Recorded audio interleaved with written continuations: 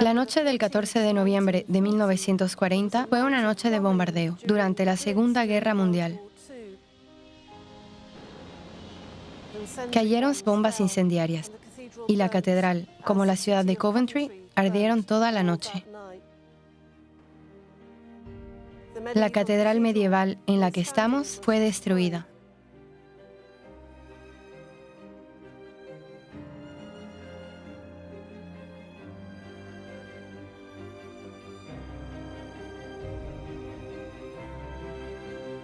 La ciudad de Coventry está situada en la región de Midlands, al oeste de Inglaterra, cerca de Birmingham. Al principio de la Segunda Guerra Mundial, era uno de los centros industriales más importantes del país, con varias fábricas de armamento, y por esto el régimen nazi decidió, en la guerra psicológica que llevaba a cabo contra Inglaterra, realizar una serie de ataques aéreos. La incursión aérea del 14 de noviembre de 1940 destruyó la mayor parte del centro de la ciudad, incluyendo la histórica Catedral de San Miguel, causando muchas víctimas.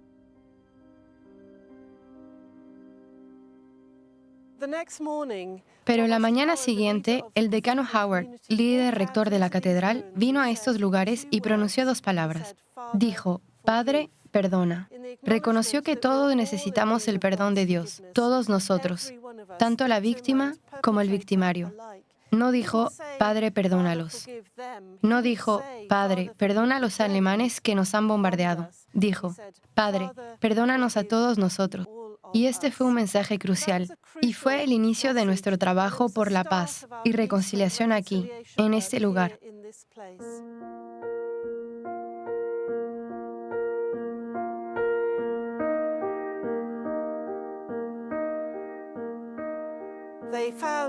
Descubrieron dos vigas del techo medieval que habían caído formando una cruz, y las unieron en la cruz que puede ver detrás de usted, en el santuario de la catedral en ruinas.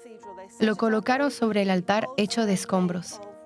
También encontraron 3 clavos del techo medieval y los ataron para formar una cruz de clavos.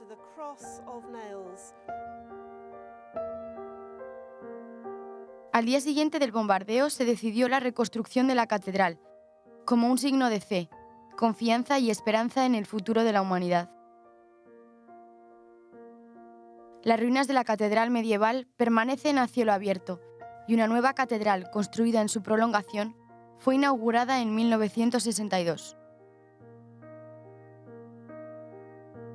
El conjunto es un lugar de peregrinación, visitado cada año por miles de personas en busca de paz y reconciliación.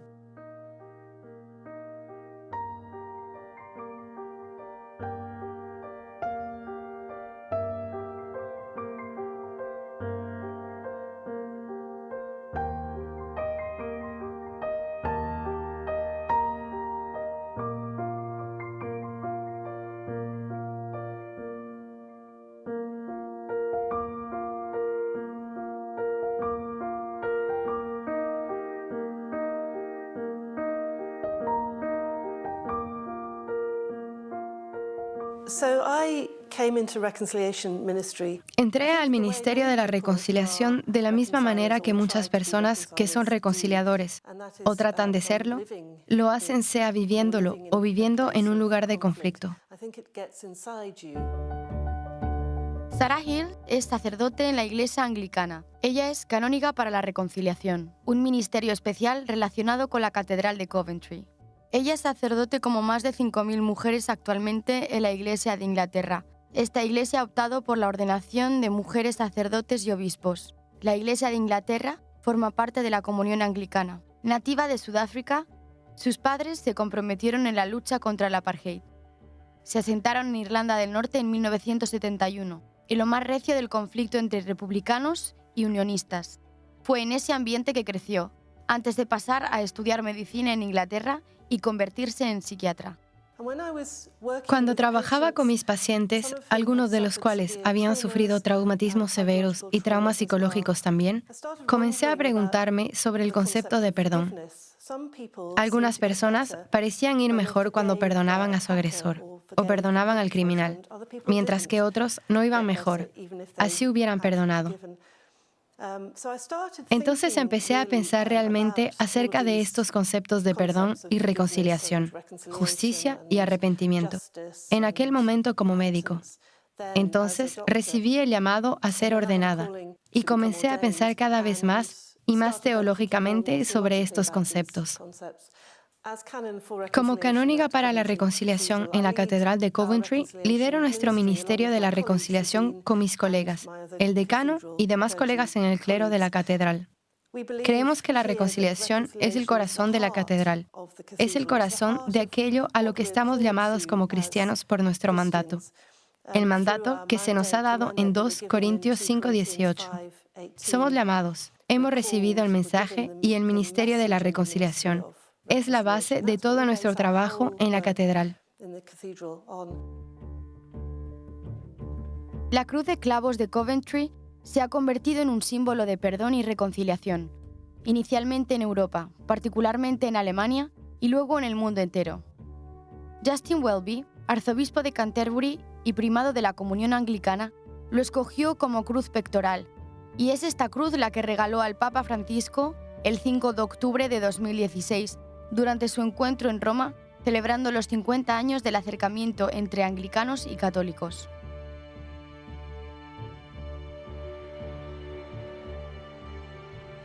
La comunidad de la Cruz de Clavos, The Community of the Cross of Nails, fundada en 1974, reúne a todos los que comparten este compromiso con la reconciliación y la paz, con 200 asociados ahora en 35 países.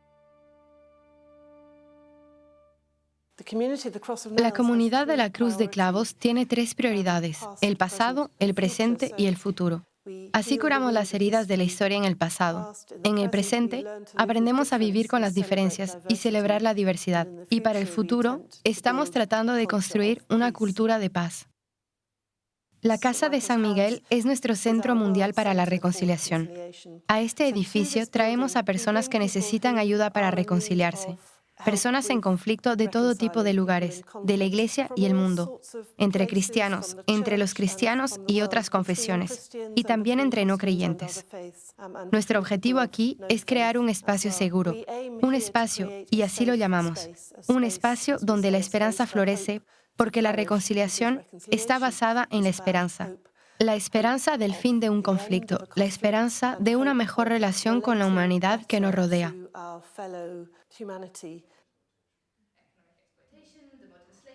Como estoy verdaderamente interesada en cómo se cuentan las historias de conflicto y cómo recordamos un conflicto de una manera que pueden ser más beneficiosos que perjudiciales, la historia de Coventry me atrae, porque allí tomaron un evento terrible, la destrucción de la catedral, el bombardeo, para convertirlo en algo bello del cual podemos hacer memoria, reunir a la gente. Y así la gente aún, 50, 60, 70 años después del conflicto, se reúne, se reconcilia por esta forma de contar la historia de una manera tal que trae reconciliación y construye la paz.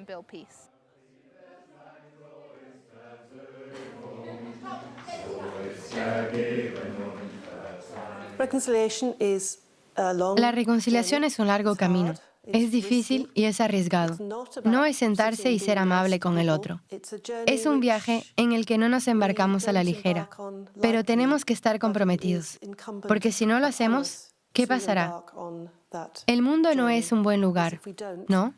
Así que tenemos que trabajar y trabajar hacia la reconciliación.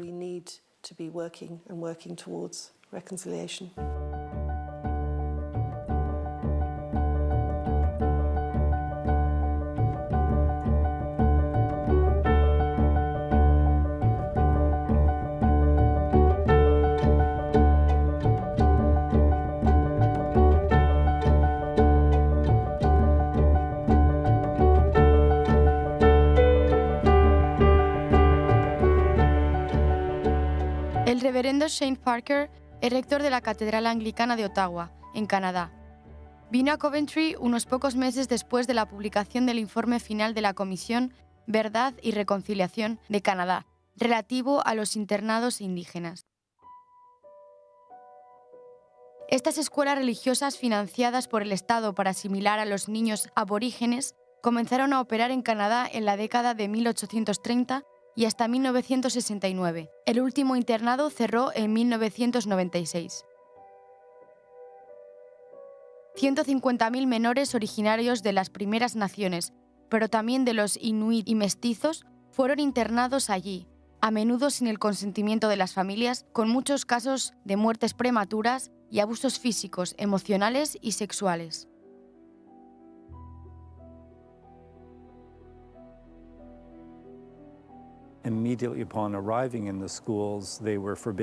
A su llegada en estas escuelas, les era prohibido hablar su propio idioma o vestir su propia ropa.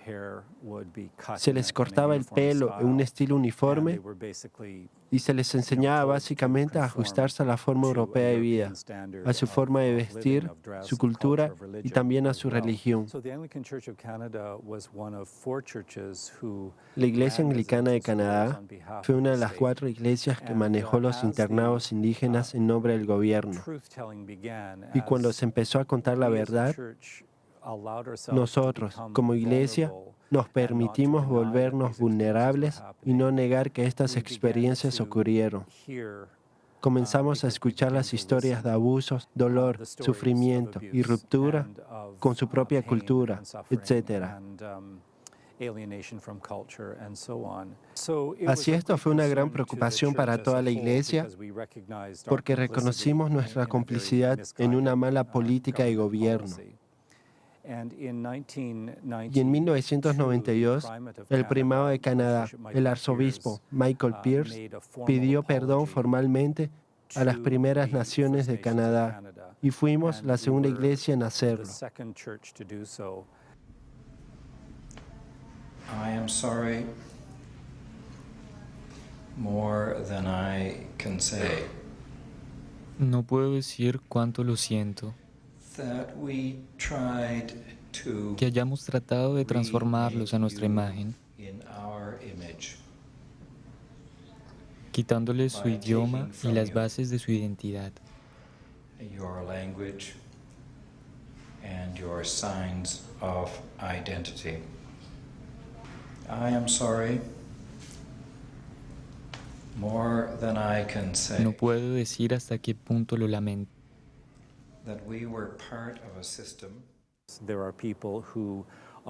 Hay personas que son escépticas con la Comisión de la Verdad y Reconciliación, que piensan que los internados indígenas no hicieron todo mal o actuando erróneamente.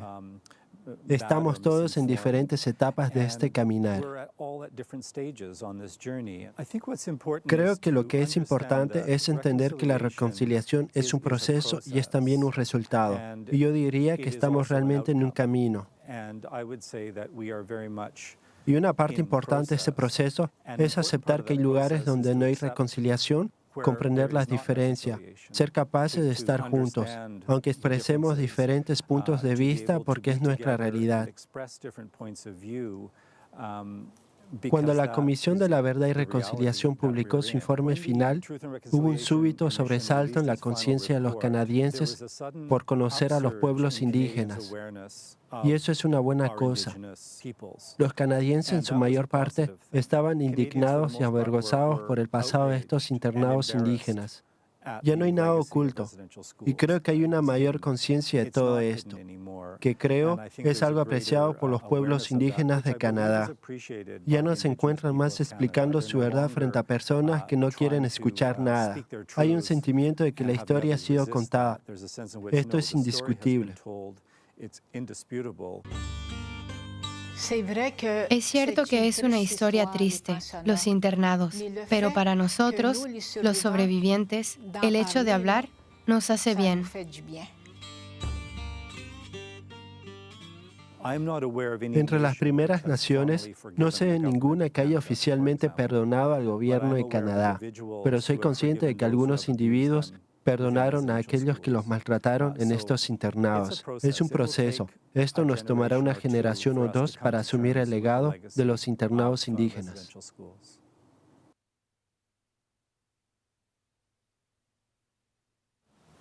Yo creo que la reconciliación no es solo una prioridad. La reconciliación es el Evangelio. Reconciliación es la misión de Dios en el mundo. Dios reconcilió todas las cosas en Cristo. Los cristianos han siempre respondido diciendo, ama a tu prójimo en situaciones de conflicto. Pero Jesús dice algo más radical, ama a tu enemigo. Y no solo a nuestro enemigo político o nuestro enemigo en un conflicto físico, sino también se aplica a nuestro enemigo teológico.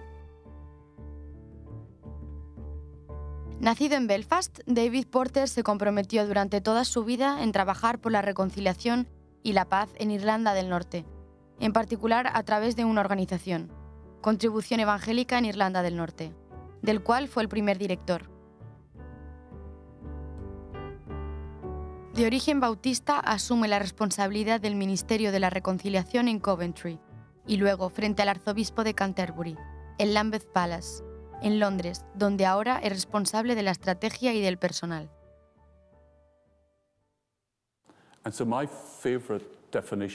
Mi definición favorita de reconciliación es la de Stanley Howers, quien dijo que la reconciliación ocurre cuando mi enemigo me cuenta mi historia de tal manera que yo puedo decir, sí, esa es mi historia. Así pues, este es el Evangelio. No es solo una prioridad o la prioridad del arzobispo Justin Welby. Es la prioridad, la misión de la Iglesia. He pasado la mayor parte de mi vida trabajando en este tema en el campo político.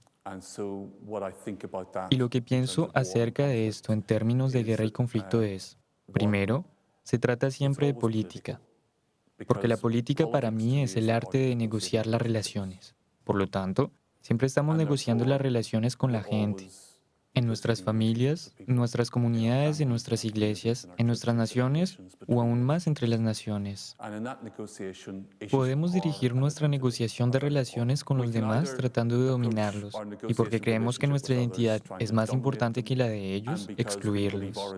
Decir que ellos no pertenecen y nos encontramos con ellos en una interacción que se convierte en una barricada tras de la que todo lo que se encuentra al otro lado necesita ser destruido o dominado. O lo vemos como una interacción en la cual lo que encontramos necesita ser entendido y celebrado, y nuestras pertenencias se hacen mutuas. En las palabras de Miroslav Volf, es exclusión o abrazo. Es la elección que enfrentamos todo el tiempo cuando conocemos lo que es diferente a nosotros. La segunda cosa es que la mala religión triunfa sobre la buena. A nosotros, como personas religiosas, no nos gusta escuchar eso. Muy a menudo la buena respuesta religiosa es compleja. Vivimos en un mundo que no quiere escuchar la complejidad, que responde a todo eslogan con una respuesta fácil. Levantas una pancarta y se unen a ella. Y que acepta la retórica religiosa que dice, ellos son malos, nosotros somos buenos. Entonces creemos que de alguna manera nuestra tierra es especial, más que la de ustedes. Así que somos el pueblo elegido por Dios. Protestantes de Ulster, católicos irlandeses, ustedes escogen. Este nacionalismo religioso, creo, es la gran idolatría comunal. Si la lucha del cristiano como individuo es contra el mundo, la carne y el demonio, la lucha de la comunidad cristiana es contra el nacionalismo religioso, Dios, tierra y nación. La tercera cosa es, el pasado es importante. Nosotros, en nuestro mundo moderno, olvidamos el pasado. Las heridas profundas de la historia nunca están muy lejos de la superficie, por lo que la capacidad del pasado para generar ruido en el presente y destruir nuestro futuro es enorme. Es una carga, es una cadena. La única cadena que la rompe es la misericordia y el perdón. La gente dice que el pasado no puede cambiarse. De hecho, se puede.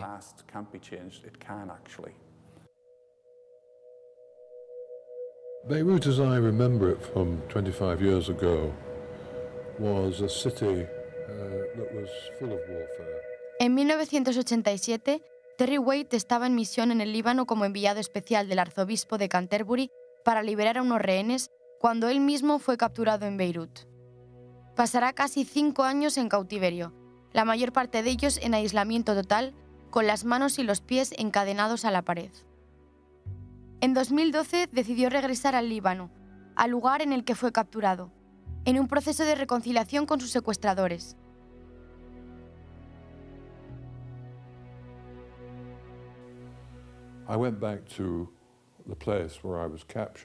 Volví al lugar donde me capturaron y me reuní con ese grupo que presuntamente fue responsable de mi captura.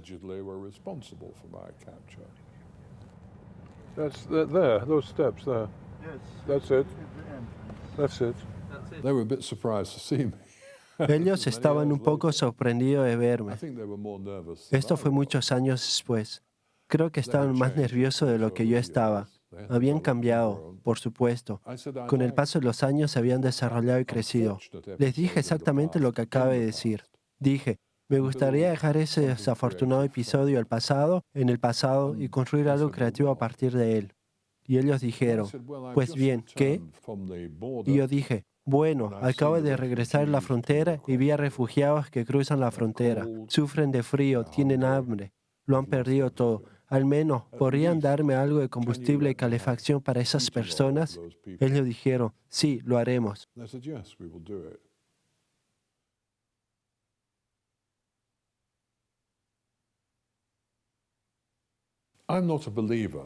Ahora bien, no creo que ese simple gesto vaya a desencadenar cambios políticos. No lo creo en absoluto. Puede haber ayudado a algunas personas, tal vez un número limitado de personas. Pero si 10.000 personas en Israel y 10.000 personas en los territorios ocupados de Palestina fueran capaces de sentarse juntos y hacer eso, tendríamos las bases de una solución política.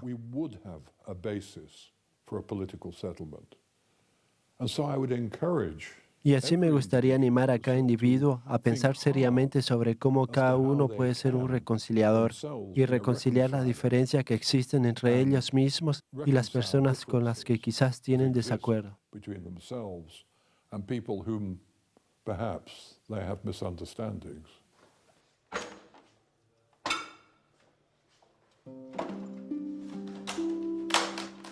Hace 10 años, Patrick Blythe, escultor americano-irlandés, tuvo una experiencia interior decisiva en las ruinas de la Catedral de Coventry que inspiró una de sus obras.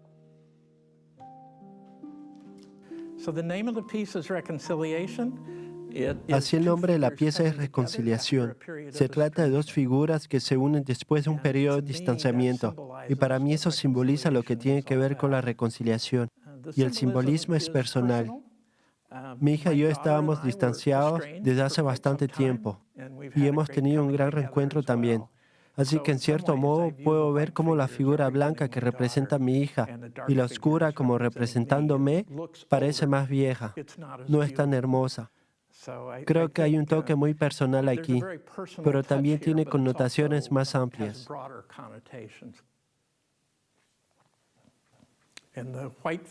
Me gusta que el personaje blanco parezca joven y muy vigoroso.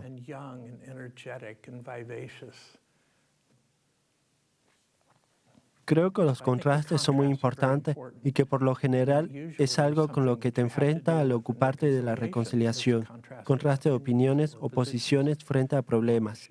Me gusta el hecho de que dé inicio a conversaciones cuando la gente viene a mi estudio y la ve. A menudo comparte su historia personal de reconciliación Y algunas de las historias que he oído han sido tan cautivadoras, tan notables, que de alguna manera odio ver esta obra dejar mi estudio, porque es un gran iniciador de conversaciones. Pero recuerdo una señora mayor mirarla. Ella estaba en sus 80 y al mirar el trabajo, ella habló de su relación con su hija. Y como no habían hablado desde hace 30 años, y cuando se fue al taller, ella dijo, voy a llamar a mi hija. Creo que todo el mundo tiene una historia de reconciliación.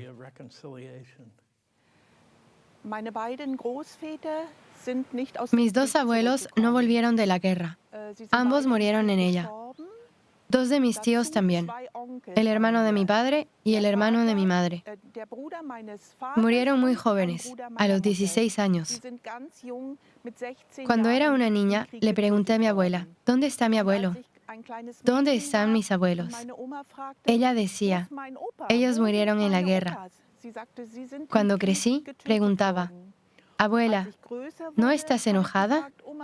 ¿No odias? ¿No quieres vengarte? Y mi abuela respondía siempre así, debes orar y debes creer. Y Dios está con nosotros y Dios nos ayuda. Hace 10 años, mi propio hijo murió de cáncer y desde entonces pude darme cuenta de lo que realmente significa perder a un hijo.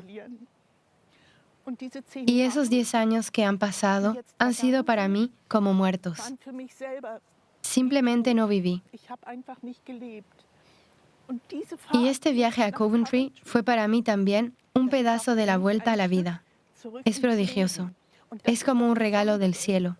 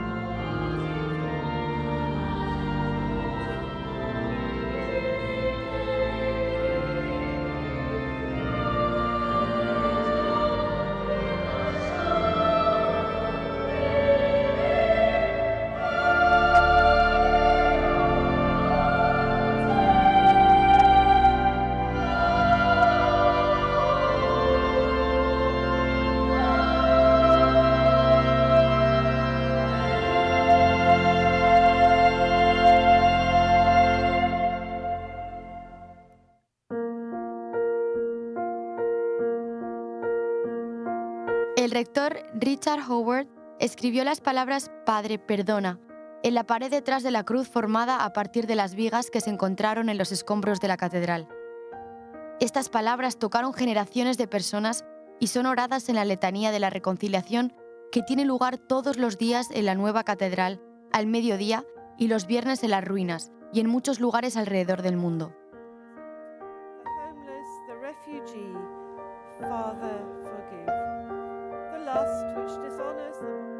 Esta letanía de reconciliación, establecida a partir de los 7 pecados capitales, se abre con estas palabras de la carta a los romanos. Todos pecaron y están privados de la gloria de Dios. Es una confesión universal e intemporal de fracasos de la humanidad, pero esos pecados y debilidades se ven a la luz del amor de Dios que perdona.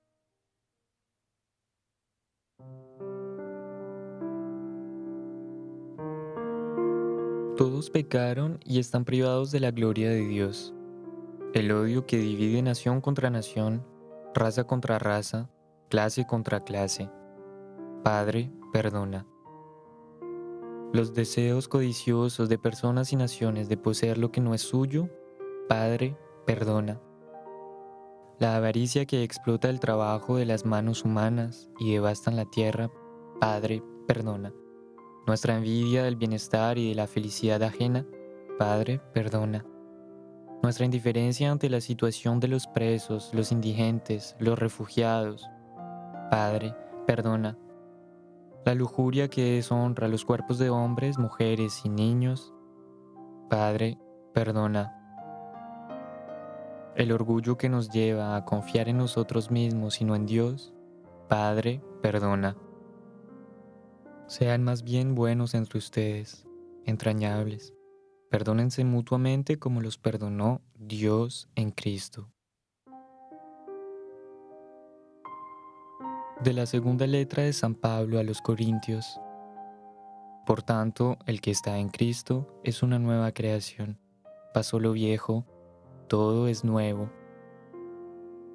Y todo proviene de Dios, que nos reconcilió consigo por Cristo y nos confió el ministerio de la reconciliación.